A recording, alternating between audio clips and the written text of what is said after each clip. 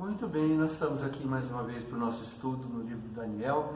Eu estava pensando hoje, estamos estudando Daniel de uma forma diferente dos estudos que tem por aí. Por quê?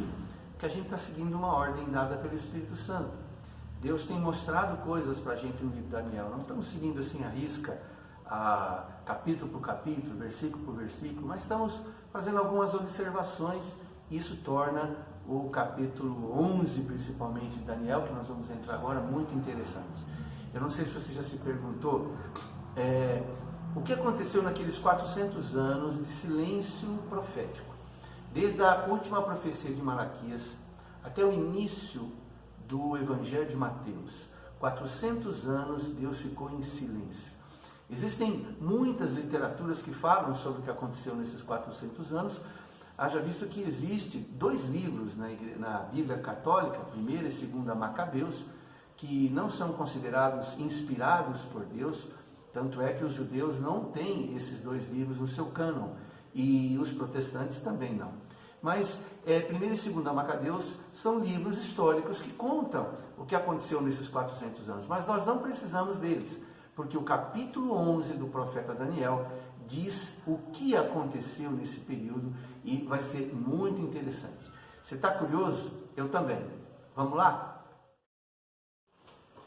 Muito bem, capítulo 11 de Daniel. Eu também estou bastante curioso e foi muito bom para mim abrir esse capítulo esses dias e meditar naquilo que Deus trouxe como revelação para nós.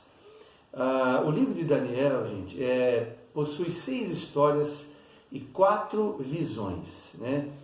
Esse capítulo agora de 10 a 12, que esses 3 últimos capítulos, eles tratam dessa 4ª e última visão. Então o capítulo 10 seria um tipo de uma introdução, o capítulo 11 a visão propriamente dita, e o capítulo 12 é o epílogo. Então esses 3 capítulos eles formam um bloco.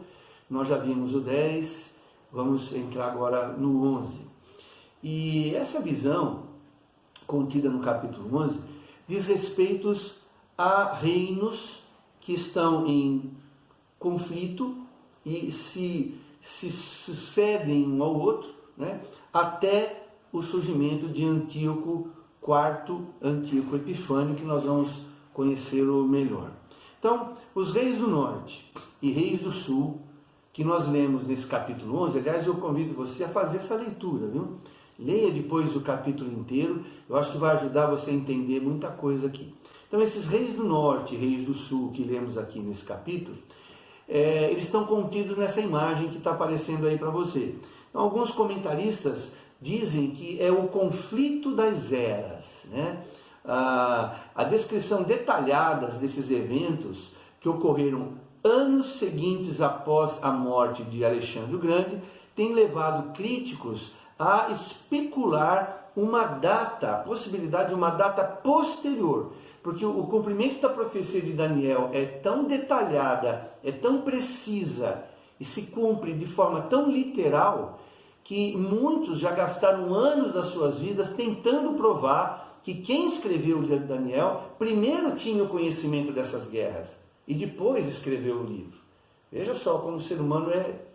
Então, não, isso não aconteceu. Os indícios de que isso fosse uma fraude nunca foram confirmados. E nós temos aqui um relato histórico fantástico para confirmar que aquilo que está escrito no capítulo 11 de Daniel, ali quase 600 anos antes de Cristo, se cumpriu de maneira perfeita, né? Louvado seja o nome do Senhor. Alguns detalhes, antes da gente entrar assim mais a fundo, um detalhe interessante: 4 reis aparecem de cara, e o 4º rei, que é chamado de um rei de grande prosperidade, ninguém é mais do que Xerxes, ou Assuero, que está lá em Esther, capítulo 1, versículo 1, marido de Esther, né? Um dos monarcas persas mais prósperos. Tá? Isso é um destaque interessante a gente fazer. Outro destaque é a identificação de Alexandre o Grande. Alexandre o Grande é um dos principais personagens da história dessa época aqui. Como a gente já viu há algum tempo atrás, alguns estudos atrás, até hoje muitos exércitos no mundo todo estudam as táticas de guerra de Alexandre. Ele é uma referência em matéria de militarismo. Então ele é chamado de o rei valente, no versículo 3. Daniel anteviu que seu reino seria quebrado e repartido aos 4 ventos do céu. Ele não deixaria posteridade para segui-lo. Então, os 4 generais de Alexandre dividiram o reino, porque assim que ele morreu, esse império foi dividido para 4 generais, e esses generais fizeram então com que a cultura grega se espalhasse no mundo. Então, até o nascimento de Jesus e o tempo de Paulo, os tempos ali do Novo Testamento, a cultura grega dominava o mundo, né? Falar grego naquela época era como falar inglês hoje. Era necessário se falar grego, que se tornou uma língua universal naquela época, por conta das conquistas rápidas, velozes de Alexandre o Grande e depois os seus 4 generais. Bom, esses fatos que estão aí no capítulo 11, eles aconteceram entre o fim do Antigo Testamento e o início do Novo Testamento. Você está vendo na imagem aí. Entre as últimas profecias de Malaquias até as primeiras profecias de João Batista, que foi o primeiro profeta do Novo Testamento. Foi nesse período que surgiu o livro dos Macabeus, 1º e 2º Macabeus. Eles estão na Bíblia Católica, são considerados livros apócrifos. Eles foram acrescentados depois da Reforma Protestante. Os judeus, como eu disse há pouco, não o reconhecem, nós também não. Nós entendemos que a Bíblia veio dos judeus, escrita por judeus, e eles têm autoridade sobre aquilo que eles creem, porque eles são o povo da aliança com Deus. Muito bem, nesse tempo, nesses 400 anos, Israel ele fica no meio de 2 forças opositoras, os Ptolomeus e os Seleucidas, e os reis do sul e os reis do norte, tá certo? Então, de uma maneira muito trágica, esse remanescente de Israel torna-se alvo de ataques concentrados e traiçoeiros o tempo todo. Há muito tormento, muita aflição para o povo de Israel. Então, o cumprimento dessa profecia é tão surpreendentemente literal que muitos críticos da Bíblia gastaram, volto a repetir, anos tentando provar que eles não são autênticos, que eles foram escritos depois dos fatos. Então, vale mesmo a pena. Eu não sabia que a Bíblia tinha essa joia. Não que eu não tivesse lido, eu já tinha lido esse capítulo, mas é uma joia incrustada no meio da nossa Bíblia que disseca, ou pelo menos apresenta de uma forma rápida, porque é um capítulo só, o que aconteceu em 400 anos de silêncio profético, quando Deus não teve nenhum profeta, nenhum servo falando em nome dele. Em algumas Bíblias antigamente, entre o Velho e o Novo Testamento, tinha 4 páginas em branco. As Bíblias antigas tinham, hoje não tem mais, mas antigamente tinha. Você virava, e eu perguntei para minha avó uma vez, o que significa essas 4 páginas em branco? É para fazer anotação? E a minha avó não sabia, e pediu para eu perguntar para o pastor. E eu perguntei para o pastor, ele falou assim, que cada página dessa significa 100 anos de silêncio profético. 4 páginas, 400 anos. Então, nesse tempo, aconteceram coisas instigantes, interessantes, eu vou citar algumas aqui para você. Por exemplo, 2 mulheres que são conhecidas, para quem estuda História Universal, elas aparecem nesse período aí. Tá? A primeira é Berenice II. A profecia de Daniel, Daniel 11, versículo 6, diz assim, depois de alguns anos, eles se tornaram aliados. A filha do rei do sul fará um tratado com o rei do norte, mas ela não manterá seu poder, nem ele conservará o dele. Naqueles dias, ela será entregue à morte com sua escolta real e com seu pai, e com aquele que a apoiou. Veja só, Berenice foi filha de Ptolomeu I, do Egito, que foi dada como esposa para que um acordo de paz fosse realizado. Isso aconteceu em 252 a.C. E exatamente como previsto por Daniel, Berenice tomou o lugar de uma outra mulher, a Laodice, ex-esposa do Antíoco, que era marido de Berenice, depois da morte do pai. Berenice se divorcia, né? E essa Laodice, que é a ex-esposa, voltou à sua posição, envenenou o marido, garantindo o trono para o seu filho, e Berenice, com o seu filho, foram assassinados. É uma coisa assim incrível, prevista no capítulo 11 de Daniel. A segunda mulher, que também é conhecida por muitos que estudam História Universal, é Cleópatra I. Capítulo 11, versículo 16 e versículo 17. Diz assim, ó: o invasor fará o que bem entender, ninguém conseguirá detê-lo. Ele se instalará na terra magnífica, uma relação a Jerusalém, a Israel, e terá poder para destruí-la. Virá com o poder de todo o seu reino e fará uma aliança com o rei do sul. Ele lhe dará uma filha em casamento a fim de derrubar o reino, mas o seu plano não terá sucesso e em nada o ajudará. Olha só, Antíoco casou a sua filha Cleópatra I com Ptolomeu V, esperando que ela trabalhasse em favor dele no Egito. Mas como diz a profecia, o seu plano não terá sucesso nem o ajudará. Cleópatra I, leal ao marido e não a seu pai, ela era para ser uma pessoa que ia espionar, ser fiel ao pai, mas ela não fez isso, ela foi fiel ao marido, e assim cumpriu-se literalmente a profecia.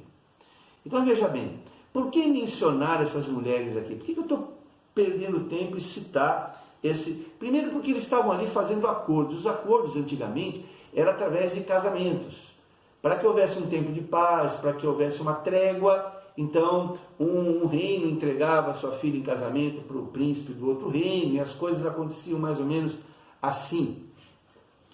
Por que eu tenho que mencionar essas mulheres? Para demonstrar que a Bíblia, gente, é a palavra de Deus e ela se cumpre literalmente. Os detalhes proféticos que envolvem essas duas mulheres são impressionantes. Então eu queria aproveitar, fazer um parênteses e dizer o seguinte: nunca duvide da Bíblia. Nunca. Não há nada na Bíblia sem sentido, sem valor. Não há nada na Bíblia que está aqui por acaso ou para preencher alguma lacuna. Tudo que está na Bíblia tem uma lição para nós. É importante que a gente fale sobre isso, porque há pessoas céticas. Eu conversei uma vez com uma pessoa que disse para mim: eu não acredito na Bíblia, a Bíblia foi escrita por homens. É lógico que a Bíblia foi escrita por homens, ela não poderia ser escrita por um cavalo, por um macaco, por um rinoceronte, ela tinha que ser escrita por homens.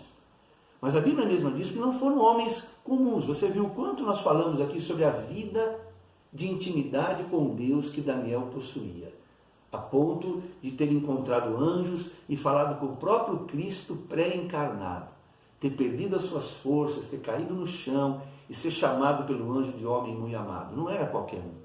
Como a Bíblia não foi escrita por qualquer um, mas por homens, mas homens inspirados pelo Espírito Santo. Salmo 119, versículo 89 diz assim: para sempre, ó Senhor, está firmada a tua palavra no céu. Essa Bíblia não está apenas aqui firmada nas minhas mãos, ela está firmada no céu. Ela tem um selo celestial. Ela tem uma comprovação celestial. Quando nós a pregamos no poder do Espírito Santo, coisas acontecem, porque a origem desse livro é sobrenatural, é celestial. Então, nunca duvide. Eu fiquei aí outro dia lendo alguns comentaristas, eu achei um absurdo as pessoas perderem praticamente 10, 12, 15 anos da sua vida, né, tentando provar que esse livro é uma fraude, sendo que elas acabaram morrendo e não vendo os estudos delas serem aprovados pela alta crítica. Então, é muito importante a gente mencionar isso aqui. Muito bem, nós vamos agora para esse personagem do capítulo 11, que é um personagem importante. Você já deve ter ouvido falar, Antíoco Epifânio. Essa pessoa é uma pessoa que os judeus conhecem muito bem, que a história do judaísmo conhece muito bem, pelo que ele representa. Ele foi fartamente profetizado no livro de Daniel, mas aqui no capítulo 11 mostra o que aconteceu. Então nós vamos lá. Ele foi um rei dentre esses reis que estão lutando, reis do norte e reis do sul. Ele foi um rei perverso, chegou ao poder no ano de 175 a.C., ele tinha apenas 40 anos de idade.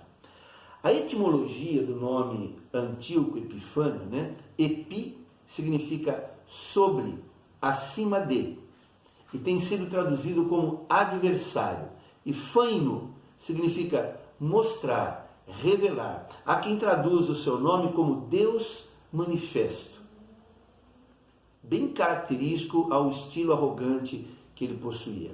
Reinou apenas 11 anos e morreu no ano de 164 a.C. A sua ascensão ao trono da Síria foi através de intrigas e engano. Olha só Daniel 11, 21, o que diz. Ele será sucedido por um ser desprezível, a quem não tinha sido dada a honra da realeza. Esse invadirá o reino quando o povo se sentir seguro e se apoderará do reino por meio de intrigas. Esse Antíoco Epifânio, ele invadiu Jerusalém depois de ele ter entrado no Egito, tá? E tomado posse do reino de Ptolomeu VI. Isso também está aqui no versículo 25 e no versículo 26, depois você pode ler. E ele então resolve investir contra a Terra Santa, contra Jerusalém. Tá? Ele tinha um ódio dos judeus impressionante, por isso ele partiu para a profanação do templo. Ele quis assim realmente dizer, olha, o judaísmo acabou. E ele fez de tudo para que os judeus assim fossem dissuadidos da fé em Jeová e Yahvé, E a ideia dele era exterminar completamente a fé judaica. Aqui no versículo 30 e 31, diz assim, navios das regiões das costas ocidental se oporão a ele, e ele perderá o ânimo. Então se voltará e despejará sua fúria contra a Santa Aliança, ou seja, a aliança entre Deus e Israel. Ele retornará e será bondoso com aqueles que abandonarem a Santa Aliança. Veja bem, suas forças armadas se levantarão para profanar a fortaleza e o templo. Acabarão com o sacrifício diário e colocarão o sacrilégio terrível. E a história menciona que Antíoco Epifânio sacrifica um porco no altar do holocausto. Isso realmente aconteceu. Veja como a Bíblia e a profecia se cumprem de uma forma impressionante. Impressionante. Ao estudar o capítulo 11, eu convido você a ir mais além, tá? Isso aqui que eu estou dando para você são apenas fragmentos.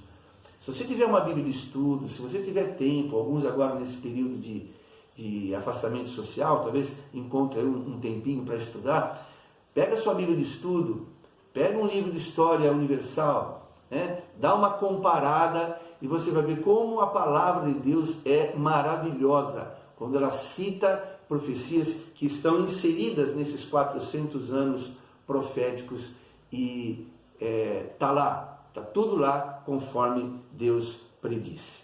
Pois bem, esse Antíoco Epifânio é apontado pelos estudiosos da Bíblia como alguém que prefigura o anticristo.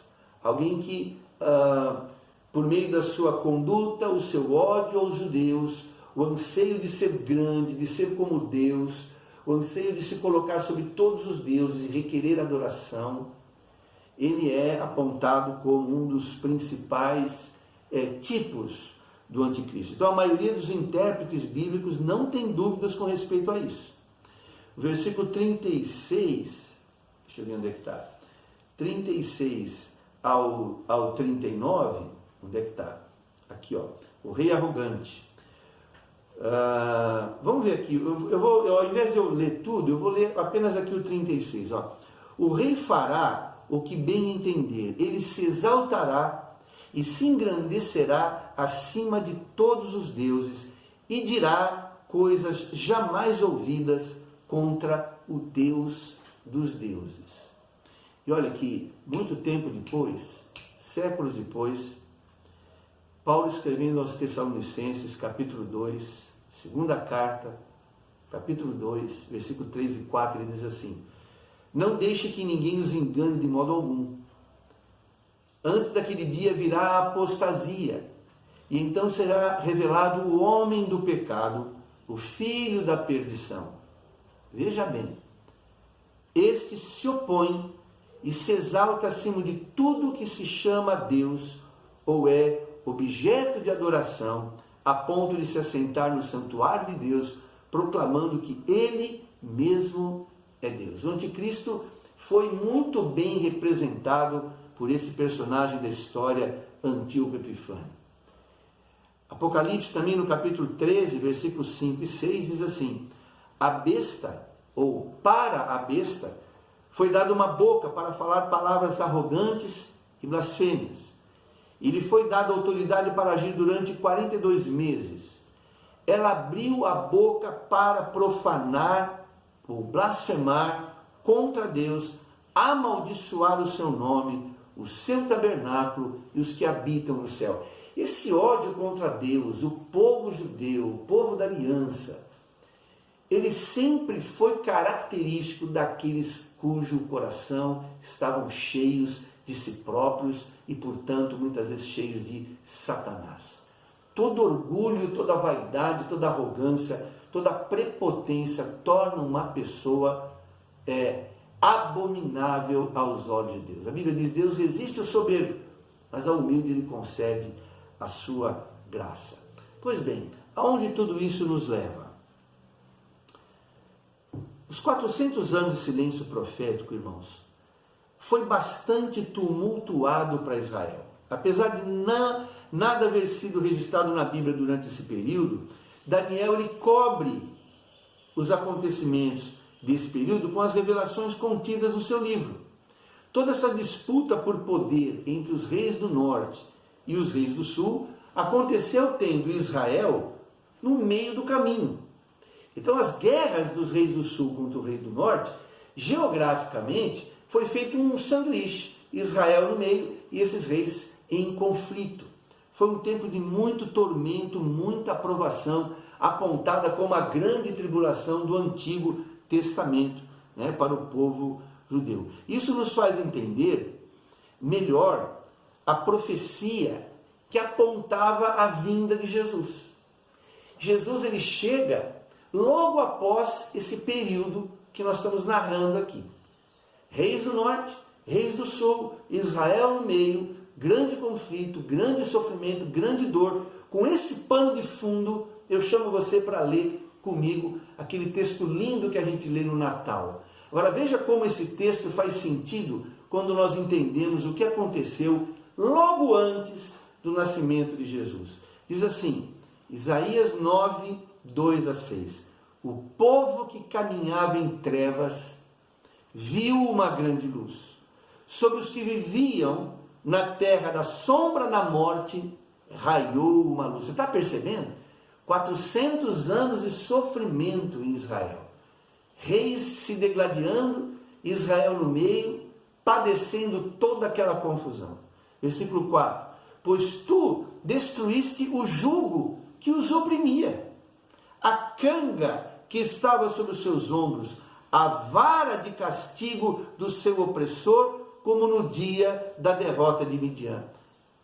E olha lá o versículo 5, pois toda bota de guerreiro usada em combate e toda veste revolvida em sangue serão queimadas, como lenha no fogo, porque um menino nos nasceu, um filho nos foi dado, o governo está sobre os seus ombros, e ele será chamado Maravilhoso Conselheiro, Deus Poderoso, Pai Eterno e Príncipe da Paz. Jesus nasce exatamente logo após o final desses 400 anos proféticos, onde havia muito sofrimento, muito bem descrito por Isaías, nesse texto que eu acabei de ler.